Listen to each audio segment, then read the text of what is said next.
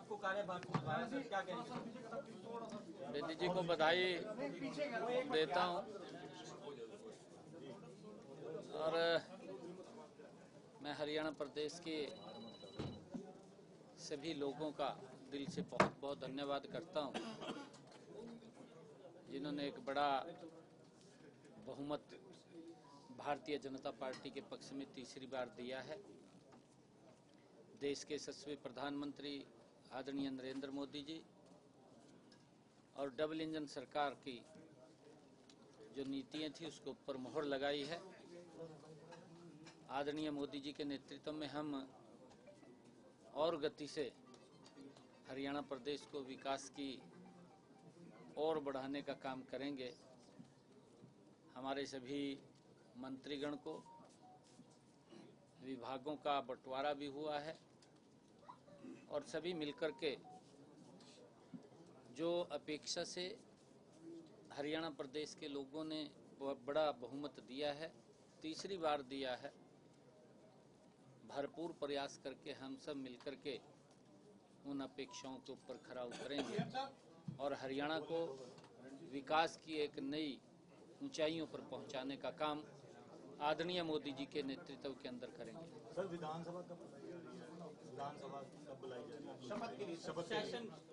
शपथ के लिए 25 तारीख को विधानसभा के अंदर सभी माननीय विधायकों की शपथ होगी। उसके बाद विधानसभा का सत्र भी आएगा, परंतु 25 तारीख को सभी विधायकों की शपथ होगी। सर, एक याचिका लगी है, आज फिर से याचिका लगी भर्तियों को लेकर, जो आपने रिजल्ट जारी किए थे वो खारिज हो गई। पहले भी एक याचिका खारिज हो चुकी है, कैसे देखते हैं आप? दूसरी याचिका खारिज हुई है सर। देखिए, कांग्रेस के लिए दुर्भाग्यपूर्ण है कि हरियाणा के युवाओं को हमारी सरकार ने जो बिना पर्ची बिना खर्ची के उनको रोजगार देने का काम किया। कांग्रेस सपने में रही कि हम आएंगे, हिस्सा बांटेंगे, हिस्से के आधार के ऊपर नौकरियां देंगे, और उनका ये मोटिव भी रहा है कि कहीं ना कहीं युवाओं के जो भारतीय जनता पार्टी की हमारी सरकार ने युवाओं को बिना पर्ची बिना खर्ची के रोजगार दिया है, उसके अंदर रोड़ा खड़ा करने का काम समय समय के ऊपर ये कांग्रेस पार्टी करती रही। ये भर्ती रोको गैंग ये कांग्रेस के द्वारा प्रायोजित है और कांग्रेस के द्वारा ये खड़ा किया गया है। माननीय हाई कोर्ट भी अब इनको पूरी तरह से समझ चुका है कि ये लोग डिस्टर्ब करने के लिए हरियाणा के युवाओं को इस प्रकार के इनका जो एजेंडा है उसको लेकर के आते हैं। इनके ना तो कांग्रेस पार्टी में जान रही है, ना भर्ती रोको गैंग में अब रही है। माननीय हाई कोर्ट ने उसको समझ करके खारिज कर दिया। सर, दिल्ली की और कांग्रेस को हरियाणा की जनता ने खारिज कर दिया है। सर, दिल्ली की मुख्यमंत्री आरोप लगा रही है कि जो पोल्यूशन दिल्ली में हो रहा है उसके जिम्मेदार हरियाणा है। यमुना का गंदा पानी जो है वो दिल्ली पहुंच रहा है और साथ ही साथ पराली का धुआं वो दिल्ली पहुंच रहा है। इस तरीके के एलिगेशन दिल्ली की जो मुख्यमंत्री है आतिशी सिंह लगा रही है, इस पर क्या कहेंगे सर? पराली मैनेजमेंट के लिए क्या कर रहे हैं सर? आम आदमी पार्टी जब से दिल्ली में उसका जन्म हुआ है, अपने आप तो काम नहीं कर रहे हैं, दूसरे को पर आरोप जरूर लगा रहे हैं। आपने देखा होगा उनका कार्यकाल, भाई आपको इतना समय दे दिया दिल्ली की जनता ने। केजरीवाल साहब छाती पीट करके कह रहा था कि मैं सबसे पहले यमुना को स्वच्छ करूंगा, निर्मल करूंगा। दुर्भाग्यपूर्ण है, आरोप ही लगा रहा है पिछले 10 वर्षों से। आम आदमी पार्टी कभी किसी को ऊपर आरोप लगाती है, कभी किसी को ऊपर आरोप लगाती है, अपने गिरेबान में नहीं देखते।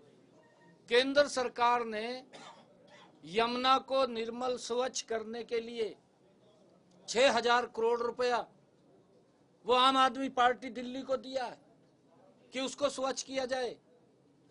दिल्ली के अंदर 28 नाले जो गंदे पानी के हैं, आतिशी को क्यों इनके लग रही हैं? वो देखने चाहिए कि वो गंदा पानी यमुना में जा रहा है, उसके लिए इतना पैसा भी दिया है। घर में बैठ करके आरोप लगाना और काम की तरफ ध्यान नहीं देना। वो पैसा भी दिया, उसका ही हिसाब किताब बता दो दिल्ली के लोगों को कि मोदी जी ने इतना पैसा दिया था उसके स्वच्छता के लिए, क्या किया है क्या नहीं किया।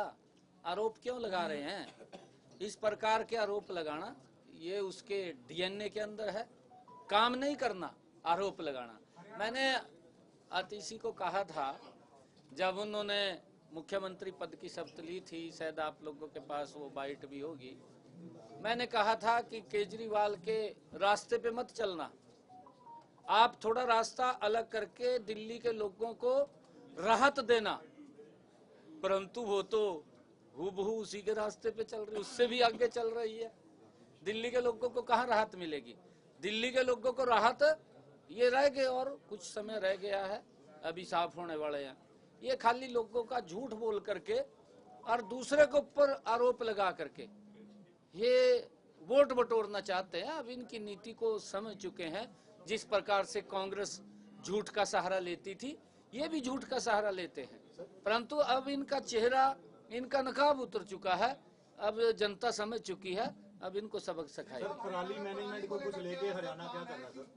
पराली मैनेजमेंट को लेके देखिए, हमने पीछे भी पराली मैनेजमेंट को लेकर के अच्छा काम किया है। माननीय कोर्ट ने उसकी प्रशंसा की थी और आम आदमी की सरकार को ये कहा था कि आप हरियाणा से सीख लें। ये कहा था माननीय सुप्रीम कोर्ट ने कि आप वहां से सीख लें और अपने लिए भी पराली प्रबंधन का काम करें। हमने यहाँ पर अभी अधिकारियों को मैंने कहा भी है कि मैं किसानों से भी, अपने हरियाणा प्रदेश के किसानों से अपील करना चाहूँगा कि आप पराली ना जलाएं इससे, क्योंकि हमारी जो उर्वरक शक्ति है वो भी खत्म होती है, हमारी जमीन बंजर होती है और हमारे किसान बड़े सम्मानित हैं।